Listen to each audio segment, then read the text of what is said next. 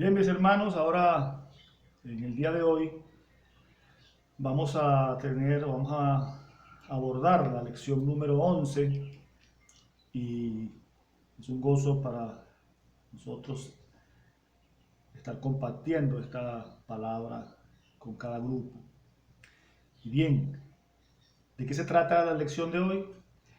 Hoy estaremos hablando de una parábola en específico, mejor dicho, de dos parábolas que se encuentran en dos libros de los evangelios y son contadas con ciertas diferencias de términos, pero se trata de la misma parábola. Y esta es la parábola conocida como la parábola de las minas o la parábola de los talentos. ¿Y de qué trata esto? Trata de el reino de los cielos, de cómo es el reino de los cielos, qué condiciones hay en el reino de los cielos, y acerca de nuestro trabajo en ese reino. Y vemos que el libro de Lucas, capítulo 19, versículos 11 al 12 dice: Oyendo estas cosas, prosiguió Jesús y dijo una parábola, por cuanto estaba cerca de Jerusalén, y ellos pensaban que el reino de Dios se manifestaría inmediatamente. Dijo pues: un hombre noble se fue a un país lejano para recibir un reino. Jesús proclamando la llegada del reino y cómo se manifestaría en los hombres, entre los hombres, mejor dicho. Y fíjense, sabemos que ese reino se inaugura con la llegada de Jesús, ¿ok? Pero que es incipiente, o sea, que se está presentando apenas y que comienza a hacer su obra entre los hombres, pero que su manifestación plena, completa, es con la venida del Señor Jesús por segunda vez, instaurando ese reino, ¿verdad? Y fíjense que en esos tiempos, entre los que seguían a Jesús, había una confusión muy grande porque la mayoría esperaba que ese reino se manifestara de forma humana, de forma física en ese momento allí. Ellos interpretaban las escrituras y esa interpretación que ellos tenían los hacía pensar esto. Y fíjense que esto hasta los mismos discípulos, los discípulos que estuvieron con el Señor por 3 años, aún después de 3 años el Señor muere, resucita y antes de él ascender, todavía ellos le preguntan. Entonces los que habían reunido le preguntaron, esto es Hechos 1:6. Entonces los que se habían reunido le preguntaron, diciendo: Señor, ¿restaurarás el reino a Israel en este tiempo? Yo creo que el Señor allí diría: por favor, ¿qué he hecho yo durante estos 3 años que estos hombres no entienden? Ellos esperaban un reino. Recordemos, creo que lo vimos en lecciones pasadas, aquel hecho de lo que hablamos de los 3 oficios del Señor, ¿verdad? El oficio profético, sacerdotal y como rey. Y él como rey viene a establecer un reino, ¿verdad? Él como profeta fue el profeta máximo porque anunció el mensaje de salvación, el mensaje definitivo de salvación. Sacerdote máximo, ¿verdad? Porque él ofreció el sacrificio definitivo para nuestra salvación y se ofreció a sí mismo. Y como rey máximo por encima de David, era el que iba a traer ese reino a los hombres. Ahora, los israelitas lo esperaban como un reino que se establecería humanamente. Por eso es que vemos a aquella madre, a aquellos discípulos pidiéndole al Señor: mira, cuando venga tu reino, que el mío esté, los hijos míos estén al lado tuyo, buscando de una vez el acomodo en el gobierno. Porque no entendían. Y fíjense que a lo mejor ellos mismos pensaban, cuando leían Amós, pensaban que era así. Amós 9, 11 y 12 lo dice claramente cómo iba a ser, pero yo no lo veía de esa manera. Amós 9, 11 y 12 dice: en aquel día yo levantaré el tabernáculo caído de David, y cerraré sus portillos y levantaré sus ruinas y lo edificaré como en el tiempo pasado, para que aquellos sobre los cuales es invocado mi nombre posean el resto de Edom y a todas las naciones, dice Jehová que hace esto. Fíjense, cuando los discípulos le preguntaban al Señor si Él establecería ese reino, es porque en el reinado de David y consiguientemente el de Salomón, Israel vivió su máximo esplendor. Como reino, en esa época fue lo máximo que pudo disfrutar o vivir el pueblo de Israel como reino humanamente hablando. Entonces ellos esperaban que esto sucediera de nuevo, basado en la palabra, pero es que la palabra estaba hablando de un rey superior, no de un rey humano, y estaba hablando de un reino que era para todos, para toda la humanidad, y de hecho Amós lo dice aquí claramente. Él dice: sobre los cuales es invocado mi nombre, posean el resto de Edom, o sea, más allá de Israel, y a todas las naciones. ¿En quién iban a ser benditas todas las naciones? En esa promesa que el Señor hizo a Abraham, ¿recuerdan?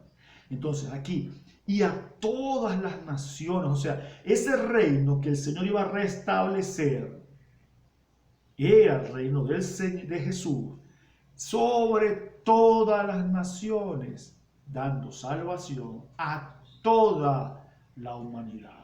Por eso es que en Israel iban a ser benditas todas las naciones, porque de ahí iba a venir ese rey, Jesús, que iba a dar la bendición de salvación a toda la humanidad, que iba a ser extensiva y no solamente a la gente de Israel. Entonces, por eso es que ellos le estaban preguntando. Claro, ellos esperaban un reino humano. Y fíjense que cuando los discípulos en los hechos le preguntan eso, Él les dice: no es problema nuestro saber eso, mas recibiréis poder. O sea, eso no tiene nada que ver, esto es lo que vale: recibiréis poder y me seréis testigos en todo el mundo y predicaréis este evangelio por toda la tierra. Eso era lo que realmente valía, porque ese reino entonces así. Entonces debemos ir conociendo más, o sea, conocer de qué se trata ese reino. Recordemos que ese reino es el vivir con Dios, con el Señor, plenamente, disfrutando de todos los beneficios del reino espiritual, de ese reino de los cielos, que no tiene nada que ver con las cosas mundanas. Es un reino que no tiene nada que ver con los valores de este mundo. Es un reino que tiene sus valores, que tiene su estructura y que se ha manifestado a los hombres tímidamente, pero que su instauración plena, como ya dijimos antes, será cuando el Señor venga. Y yo le pregunto a usted, quizá es necesario o será necesario cosas de este mundo que va a ser destruido, dice la palabra, que va a ser quemado y que va a desaparecer y que va a haber una tierra nueva y unos cielos nuevos. ¿Acaso algo de este mundo será necesario en ese reino? Definitivamente no. Es un reino superior, es un reino eterno, con valores divinos. Ese es el reino que el Señor quería que ellos entendieran cómo era. Y por eso Él les da esta parábola, porque ellos pensaban que eso iba a suceder en ese momento. Ellos pensaban que el reino se iba a instaurar allí. Por eso venía ese poco gente detrás de Él. Y Él les dice la parábola para enseñarles, para hacerles entender de qué se trata ese reino. Entonces vemos más adelante que Él les explica a través de la parábola y comienza a contarles, ¿verdad? Y dice que llamando a los siervos, les dio a cada uno, ¿verdad? A uno le dio 10 minas, a otro les dio 5. En Lucas dice que le dio 10 minas a todos, ¿verdad? En la parábola de los talentos, dice que le dio a uno 5, a otro 3, a otro 1, ¿verdad? Y él se va y regresa. Fíjense la enseñanza. Es un rey que les deja un encargo a ellos y se va a buscar su reino, porque este era dice la parábola que era un siervo, era un noble, ¿ok? Todavía no había sido constituido rey, era un noble que vino, le entrega a cada uno de sus siervos, vea bien, que eran sus siervos, porque incluso dice lo siguiente, que había otro grupo de gente que enviaron una embajada detrás de él para decirle que no queremos que tú reines sobre nosotros. ¿Quiénes son esos? Los que rechazan al Señor. Porque vamos entonces tomando cada elemento y dándole su valor. Porque recordemos, esta es una parábola que el Señor está enseñando. Entonces, Él está allí con los siervos. ¿Quiénes son los siervos del Señor? De ese noble. Nosotros, ¿verdad? Los que creemos en el Señor. ¿Quiénes son aquellos que no lo quieren? Los que lo rechazan. ¿Y quién es este noble? Jesús, que todavía no era rey en ese momento. ¿Verdad? Estaba acá. ¿Qué hace? Él deja un encargo a cada uno de sus siervos y se va. ¿Ok? En la historia dice, en la parábola, que este noble fue a recibir un reino. Entonces él va, cuando regresa, él ya es rey. Él viene como rey. Y entonces llama a sus siervos. Vengan acá. Vamos. Denme ahora un informe de todo lo que yo les dejé. De todo lo que les encargué. Van siguiéndome. Un noble, Jesús, murió por nosotros. Ascendió a los cielos. Y él regresará. ¿Cómo regresará? Él regresará como rey. Recuerden. Sobre ese caballo blanco en victoria. Y él regresa, pero él regresa ¿a qué? Él regresa y pide un informe de lo que nos dejó en cargo. Viene a pedir cuentas. Entonces, ese señor, ese noble convertido en rey, regresa y es lo que le está explicando Jesús en la parábola. Y es lo que le quiere explicar. Todavía no es la cosa. Yo necesito que ir y regresar, cuando yo regrese entonces. Pero él dejó un encargo. Y ese encargo ¿cuál fue? Esas minas, esos talentos. ¿Y qué les dijo él? Negocien mientras tanto, hagan que eso crezca. Y yo vengo y yo regreso. ¿Verdad? Vemos que, como les decía anteriormente, que en el libro de Mateo dice que a unos dio 5 talentos, a otros 2 y a otro 1. Cada uno conforme a su capacidad. Y se fue lejos. O sea, el Señor entrega a cada quien según su capacidad el talento o esa mina. Cuando estamos hablando de aquí de talento, no estamos hablando de talento, de condiciones, de actitudes que pueda tener una persona. No, cuando hablamos aquí de talento es una moneda, una unidad de moneda. Y en el caso de mina, igual. Ellos iban a administrar eso que el Señor les había dado. Entonces veamos lo siguiente, que a cada uno le dio según su capacidad. Y muchas veces nosotros pensamos que es capacidad de talentos o habilidades que tenga una persona. Acá se refiere a la capacidad de que cada quien pueda desempeñar un trabajo, una labor o una función o una misión en unas condiciones determinadas. ¿Ok? Y lo vamos a aclarar más adelante. Fíjense entonces, a cada quien se le dio una responsabilidad. Este noble le entrega a sus siervos una tarea que cumplir. Él les entrega. Él no es que se los da. Vamos a ir poniendo también precisiones. Esa mina, ese talento, no era de los siervos. Ellos la iban a administrar. Eso no era de ellos. Ellos no iban a obtener beneficio de eso. Ellos simplemente iban a administrar ese talento y esa mina. Entonces vemos que ese noble regresa. Él recibe su reino, ¿verdad? Y regresa y comienza a pedir cuentas. Y fíjense algo bien interesante en esto. Lamentablemente este pasaje ha sido muy mal interpretado por mucho tiempo y la gente ha querido darle una connotación económica y nada más alejado de la realidad. ¿Y por qué nosotros basamos en esto? ¿Por qué decimos esto? Por lo siguiente, fíjense. Vamos a ver qué significa el reino y qué quería Jesús decirle. Fíjense que es muy clara la palabra del Señor. Dice, la gente pensaba que su reino se iba a establecer en ese momento y Él entonces les enseña cómo es que funciona el reino. Y fíjense lo siguiente, vemos que, ¿qué características tiene ese reino? Romanos 14, 17 nos dice, porque el reino de Dios no es comida ni bebida, sino justicia, paz y gozo en el Espíritu Santo. Justicia, paz y gozo en el Espíritu Santo, esos son los valores del reino.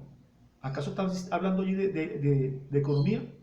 ¿De bienes? ¿De monedas? Muy claramente le dice, no es comida ni bebida, o sea, no es nada humano. Ese reino no es terrenal, no es mundanal, ¿ok? Tiene otros valores.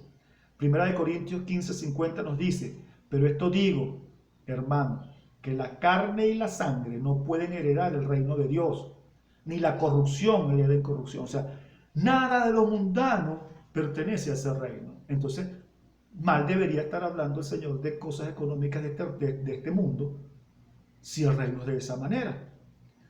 Otro texto muy claro que nos da una idea es cuando el mismo Jesús, de niño, de muchacho, está en el templo y le dice a sus padres que por qué lo buscan, que si no sabían que en los negocios del Padre era necesario para él estar. ¿Y acaso el Señor estaría negociando dinero? ¿Qué estaba haciendo él en ese momento? Él estaba conversando, hablando con los principales allí, exponiendo y hablando acerca de su Padre, de ese reino, de eso que era el Evangelio. Entonces, ¿cómo podemos decir nosotros eso? Eso no es así. El reino del que Jesús estaba hablando allí es el reino de los cielos, que tiene un valor. Ahora, ¿cuál es ese talento entonces? ¿Qué es eso? Hermano, ¿qué va a llenar el reino de los cielos? ¿Quién va a ir al reino de los cielos? ¿A quién fue el Señor a preparar lugar? Evidentemente, a las almas, a nosotros. Nosotros somos los siervos del Señor y las almas que no conocen al Señor son las minas, los talentos que debemos ganar, que debemos multiplicar para presentárselos al Rey cuando Él venga. Nosotros no tenemos que estar entregándole al Rey ni nada económico.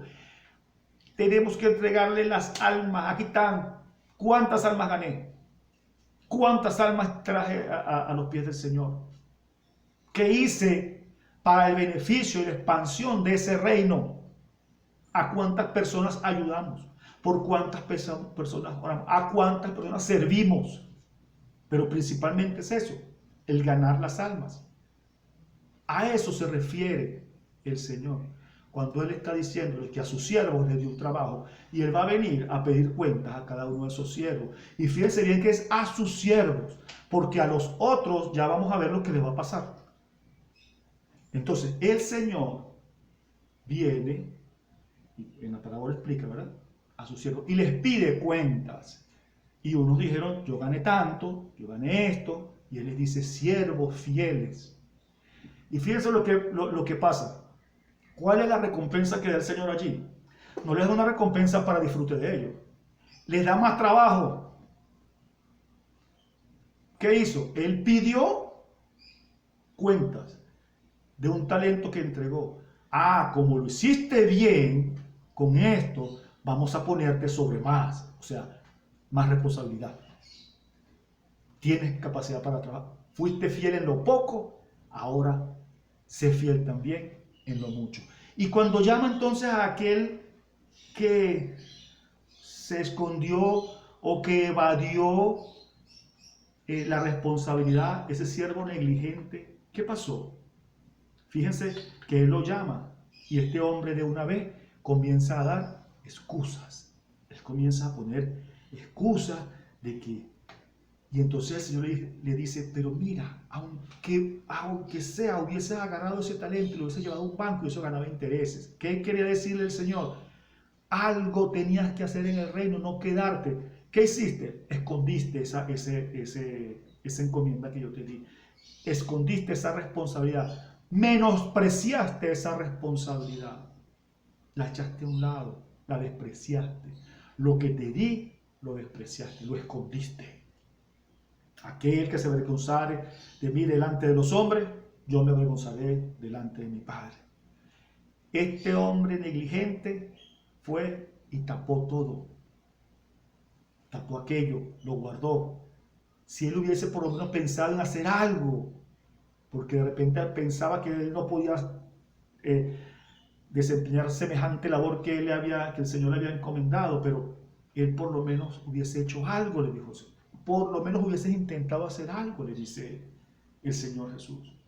Y muchas veces, fíjense, voy a hacer dos apreciaciones aquí que a veces no es muy común oír y tenemos que analizarlo bien. Es lo siguiente: a veces la gente habla de su ministerio como algo que, como lo principal o lo único que tiene que hacer para el Señor, y es a veces un poquito contradictorio oír personas hablando de que mi ministerio, bueno, el ministerio es de repente servir, mi ministerio es de repente recoger las ofrendas, mi ministerio es sacar las fotografías en una reunión, mi ministerio es tocar, mi ministerio es cantar.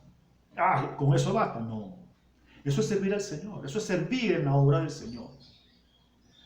¿Cuál ha sido la misión? ¿Cuál fue la misión que el Señor nos encargó plenamente a cada uno?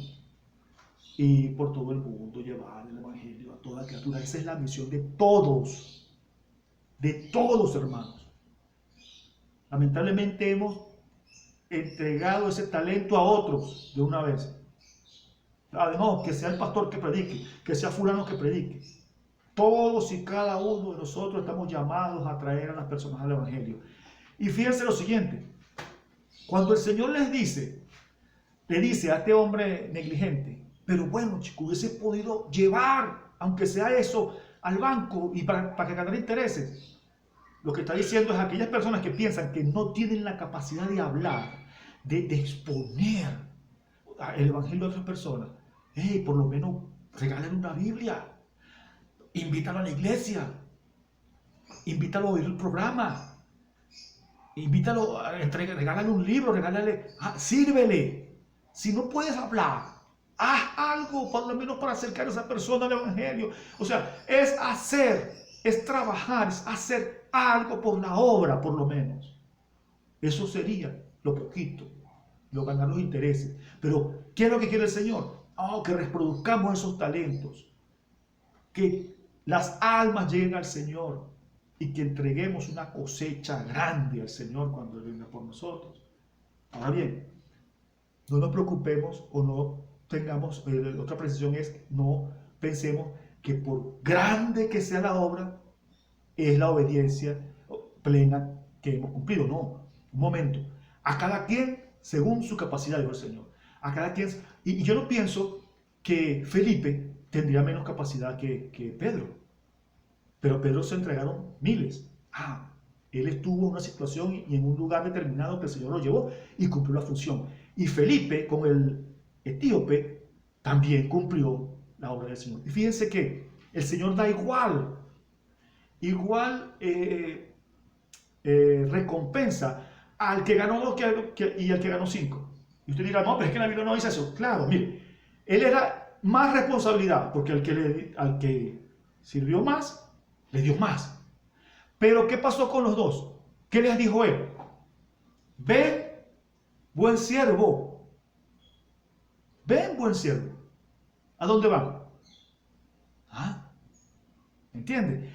A los 2 les dio el mismo premio, porque ellos obedecieron. Uno ganó 1, porque eso fue lo que él pudo hacer en ese momento y para lo cual Dios lo envió. Y otro ganó miles. Hay un caso de un hermano de apellido Chao.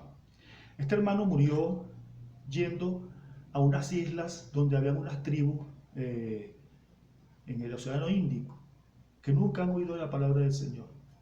Y este muchacho, antes de que pudiera poner el pie, o puso el pie en la tierra, así, pero bueno, fue flechado, y no por Cupido, fue flechado por los aborígenes allí y muerto. Quizás ese hombre no ganó un alma en ese momento, pero ese hombre hizo la obra del Señor. Y ese tiene el mismo premio de gloria, de salvación, de entrar a ese reino. Ese premio de entrar a ese reino es el mismo que de repente que va a tener el evangelista que haya ganado muchísimas más almas para él, de diferentes maneras. Es cumplir la misión que el Señor nos ha encomendado. Esa misión que Él nos encomendó debemos cumplirla a cabalidad, completamente. Y es por eso entonces que el Señor hace énfasis en que esos talentos, esas minas, las podamos reproducir, que negociemos, que trabajemos, que les demos, que hagamos la obra del Señor para que las almas lleguen a Él, para que su iglesia crezca. Y cuando Él venga, Él nos pide entonces cuenta y nosotros tengamos cuenta que entregarle. No de cosas mundanas, porque el Señor nos va a pedir evidentemente cosas mundanas. Ni dinero, ni posición, ni nada, olvídese de eso. Él nos pedirá el trabajo, la cosecha de su trabajo en este mundo para el reino de los cielos. El Señor me los bendiga, mis hermanos, Dios les guarde. El Señor añada bendición sobre su palabra en esta